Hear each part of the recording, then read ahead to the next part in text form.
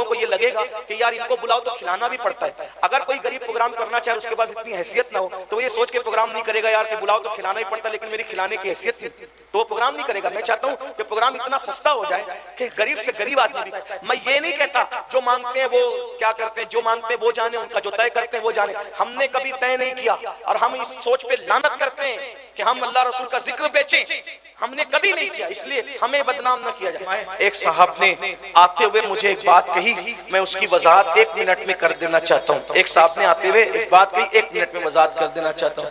मेरे बारे में कुछ लोगों ने यहाँ पर ये बात कही, एक बात कही मेरे बारे में कि सैयद अमीनुल कादरी साहब आते हैं जलसे में तो वो 1 लाख रुपया लेते हैं, 1 लाख रुपया उनको चाहिए तब वो जलसे में आते हैं, वरना वो नहीं आते। मैं आपसे कहना चाहता हूँ गुस्से में आए बगैर, लानतुल्लाहि अलल काज़िबीन, झूठों पे अल्लाह की लानत। भाइयों 1 लाख तो दूर की बात है, अल्लाह की कसम खा के कहता हूँ ला इलाहा इल्लल्लाह पढ़कर आज तक मैंने, अब तकरीर करते करते मुझे 29 साल या 30 साल बीत रहे हैं, किसी भी जगह इंडिया में या इंडिया के बाहर मैंने इशारे में किनारे में भी कभी किसी से 1 रुपया नहीं मांगा, कभी नहीं मांगा।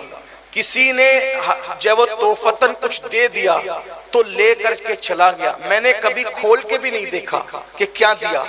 अब लोग मेरे बारे में इस तरह की बातें फैलाते हैं, मेरे नाम पर पैसा इकट्ठा करते हैं, जमा करते हैं, खुद खा जाते हैं। मैं अल्लाह रसूल को गवाह बना के कहता हूँ कि मैंने कभी किसी से कुछ नहीं मांगा है, कभी कुछ नहीं तलब किया है, और अल्लाह से दुआ करता हूँ मैं अपनी कौम से क्या मांगू।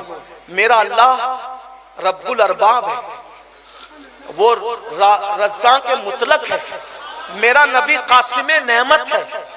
बल्कि मैं किसी और के बारे में नहीं कह रहा हूं, अपने लिए कह रहा हूं, अपने तौर पे कह रहा हूं कि मैं लोगों से अल्लाह रसूल का जिक्र बेचकर पैसा मांगने को सूअर की तरह हराम समझता हूं।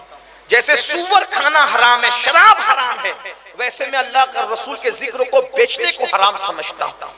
मैंने कभी नहीं मांगा किसी से, इशारा भी नहीं किया, बल्कि किसी ने अगर दे दिया तो मैंने उसको सुन्नत समझकर ले लिया, गिना भी नहीं, कभी देखा भी नहीं। वैसे ही घर गए, उसको कभी गिना भी नहीं। कोई मुझे बता नहीं कि मैं किसी के बारे में नहीं बता सकता हूँ कि वहां गया था तो इतना मिला था, नहीं, क्योंकि मैं सब एक साथ इकट्ठा कर लेता हूँ, जमा कर लेता हूँ ताकि गिनूं नहीं। क्यों नहीं गिनता? इसलिए नहीं गिनता कि आइंदा फोन आएगा, समझ लो फोन आएगा और मैं गिना हुआ रहूंगा तो मुझे मालूम रहेगा कि फैजी साहब ने ज्यादा दिया, सादिक साहब ने कम दिया। जब दोनों का फोन एक साथ आएगा, हमें तारीख चाहिए, तो मेरी तबीयत किसकी तरफ माइल होगी? जिसने ज्यादा दिया उसकी तरफ माइल होगी। तो इसलिए मैं नहीं गिनता कि मुझे जब पता ही नहीं रहेगा किसने कितना दिया। और जब मेरी तबीयत ज्यादा देने की वाले की तरफ माइल होगी तो बोलो मैं जिक्रुल्लाह करने के लिए गांधी जिस पे छपा है उसके लिए गया कि रसूलुल्लाह के लिए गया? किसके लिए गया?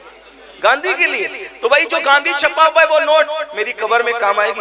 बच्चे मजाक करते, बच्चे औलाद मजाक करती है, बाप को जवाब, जो कमाता उसको जवाब देना पड़ता है। मैं ये नहीं कहता जो मांगते हैं वो क्या करते हैं, जो मांगते हैं वो जाने, उनका जो तय करते हैं वो जाने।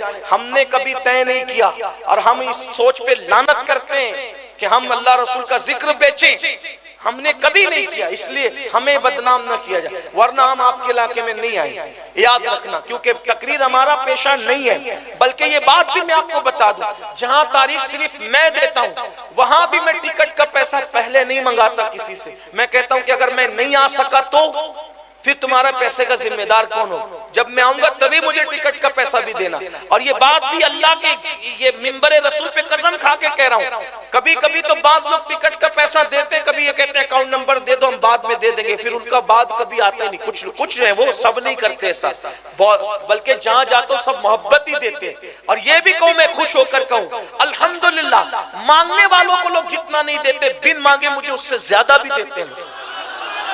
ये भी कह रहा हूं मैं आपसे, ये भी कह रहा हूं। लेकिन कुछ ऐसे है कि कभी किराया भी नहीं दिया, फिर लोग मुझे क्यों बदनाम?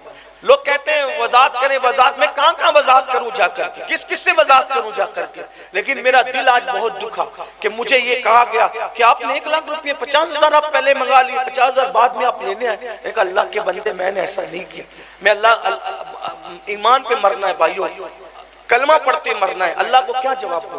एक ऐसा बंदा जो किसी को जवाब ही नहीं देता, उस पर इतने इल्जाम लगाते, ऐसे बात करते। ऐसा मत करो। इसलिए मेरी गुजारिश है कि मेरे नाम पे इस तरह की कोई बात ना करे, अल्लाह को जवाब देना। मैंने कभी नहीं मांगा। ये सादिक रजवी साहब बचपन से मुझे जानते, गवाह हैं, और जो लोग सुन रहे वो भी जानते हैं। बल्कि ये तो मैं बाहर जाता हूँ, बाहर जो लोग दे देते हैं ले लेता हूँ। मेरे शहर मालेगांव में तो आप पूछे लोगों से, मैं जहां मालेगांव में तकरीर करता हूं वहां दावत भी नहीं खाता कमेटी वालों की, उनका खाना भी नहीं खाता। मैं कहता हूं बाहर इसलिए खाना खाता हूं कि वहां मेरा घर नहीं है, लेकिन मालेगांव में तो मेरा खुद का घर है, तो तुम्हारा खाना खाने क्यों आऊं, क्यों खाऊं तुम्हारा खाना?